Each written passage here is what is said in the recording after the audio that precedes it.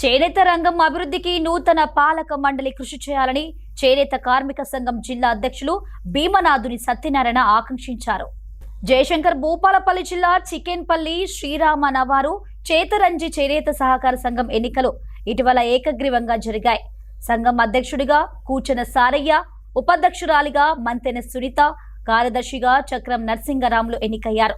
అలాగే డైరెక్టర్లుగా నాంపల్లి రాజయ్య, పల్లేని సంపత్, వాంకుడ స్వరూప, బొడ్డు చంద్రయ్య, బండి రాజు, పిల్లి రమేష్ తదితరులు ఏకగ్రీవంగా ఎన్నికయ్యారు.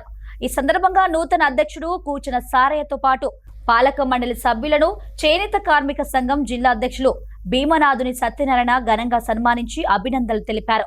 చేనేత సహకార సంఘం అభివృద్ధి, చేనేత కార్మికుల సంక్షేమం కోసం నూతన పాలక మండలి సమిష్టిగా పనిచేయాలని కోరారు.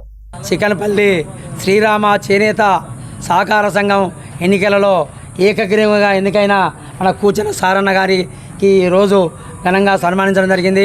ఎందుకంటే ఈ జిల్లాలో గత 20 సంవత్సరాల నుండి చేనేత కార్మికులకు మరియు చేతి వృత్తుల వాళ్లకు ఎంతోమందికి మన లోన్లు ఇప్పించుకుంటూ మరియు వృద్ధాప్య పింఛన్లు కూడా చాలామందికి అన్నగారు ఎంతో సాయం చేసిండు.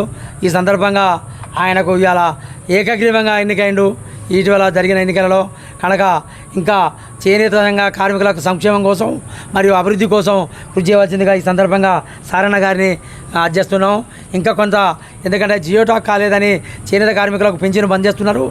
కానీ వెంటనే రాష్ట్ర ప్రభుత్వము చేనేత కార్మికులకు ఒక నెలకు 20,000 రూపాయలు పని కల్పించే విధంగా కృషి చేయాలని సందర్భంగా చేనేత శాఖ మంత్రి జౌళి శాఖ మంత్రి శ్రీ తుమ్మల నాగేశ్వరరావును నేను విజ్ఞప్తి చేస్తున్నాను. ఎందుకంటే నేస్టోళ్ళు అందరికీ మన చేనేత కార్డు ఇచ్చి వారికి పని కల్పించాలి. జియోటాక్ లేదు నీకు 55 మాకు, ఎందుకంటే చేనేత కార్మికులకు పద్మచారీలకు 50 ఏళ్ళు నిండంగానే ఇప్పుడు పింఛను వస్తుంది, 2,000 పింఛను. కానీ అది కొద్దిమందికి అందుతుంది. కనుక నిజమైన చేనేత కార్మికులకు, పద్మచారీలకు మరియు మొగ్గం నేస్తులు అందరికీ కూడా మన జియోటాక్తో సంబంధం లేకుండా నిజంగా వచ్చి చూసి వారందరికీ కూడా మన 2,000 రూపాయల పింఛను మంజూరు చేయాలని సందర్భంగా కృషి చేస్తూ విజ్ఞప్తి చేస్తున్నాను.